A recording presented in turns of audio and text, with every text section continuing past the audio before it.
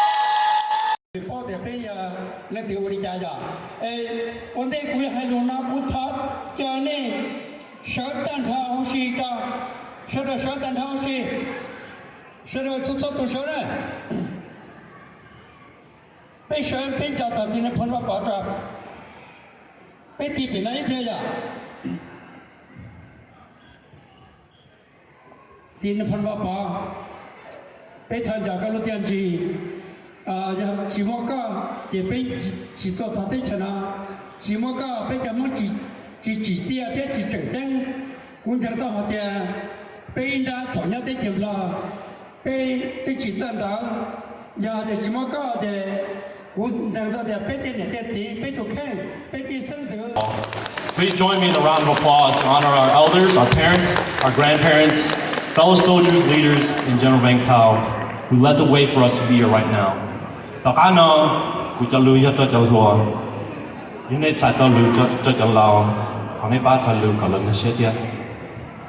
First, I'd like to tell you a little bit about myself. I grew up in a family of 7, living in a small 2-bedroom apartment on Allied Drive, here in Madison. I went to school at Glen Stevens Elementary. We later moved to Milwaukee, and I went to school in Menominee Falls, eventually graduating from Menominee Falls High School. After high school, I was accepted into the United States Military Academy at West Point. the premier leadership institution in the world. It was there that as a cadet, we learned the fundamentals of leadership and how to become Army officers. Alongside the vigorous academic curriculum, every cadet had to play a sport, but we were also expected to conduct personal training or PT every morning. And in the summers, we would have military training focused on team building, physical fitness, and leadership opportunities to prepare us as future Army platoon leader.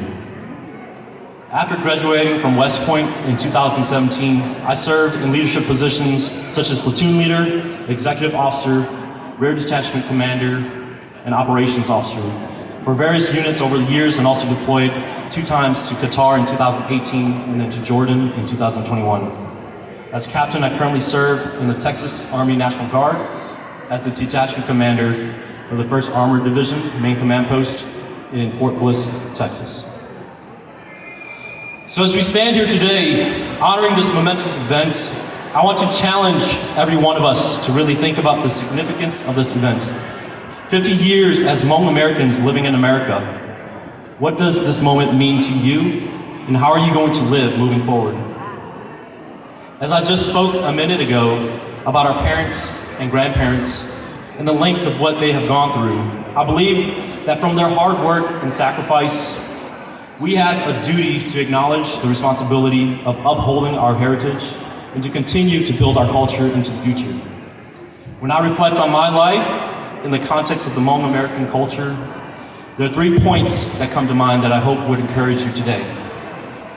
The first point is to remember where we come from. Like many of you, I grew up hearing my parents say, "Munglu, tsakidu, tashyakantau, tashyakku, kamuadatu." I remember high expectations my parents had for my siblings and me, and how they always encouraged us to continue to pursue higher education. My dad would always say, always do the hard thing first. It was in 2006 and again in 2010 when my parents took our family to Laos to visit my pa. When I started to understand why my parents had such great desire for us to live better lives than what they had growing up. In Laos, it was humbling to see firsthand how Hmong people live. My grandpa lived just outside of Vientiane, and at the time, they barely had electricity. I remember we had to draw water from the well just to take a bath, and how much we only ate dhau and but not nqis. I ended up losing about 12 pounds that trip, at the end of that trip. But I also remember how beautiful the country was. The people were tight-knit, and everyone knew each other, and there was a huge sense of community. When I think about those memories, I think about how we should remember where we come from and do our best to maintain our language. School, I met with my guidance counselor, and she asked me where I wanted to go to college. I knew my go-to answer, just like my friends, were to apply to UW-Madison or Milwaukee.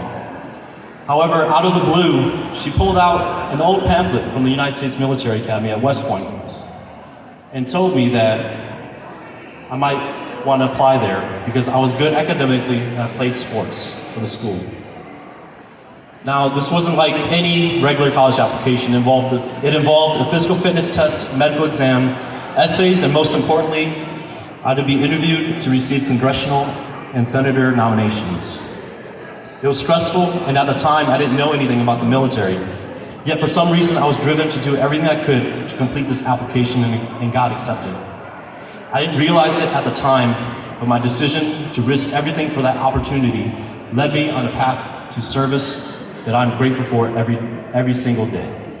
I think that General Nkau and the brave men like my Xyoo, who served for the idea of freedom and a better future, having deployed 2 times to the Middle East, I'm glad that I'm able to follow in their footsteps and to honor their memory through continued service for the country that they fought alongside. And finally, my last point is to prepare the way for future generations. It was only recently when my wife and I had our beautiful daughter, who just turned 1, that I started to seriously consider this as a priority. What legacy do we want to leave for future generations? Just as our parents and grandparents have done for us. As they continue to grow older, we should take the lessons that they've learned in their lives and apply it to ourselves, while we do the same for future generations. In the Army, we use this process called an after-action review, or AAR for short. It's a deliberate process that we used after a training exercise to identify what was supposed to happen, what did happen, and what we can do to make it better.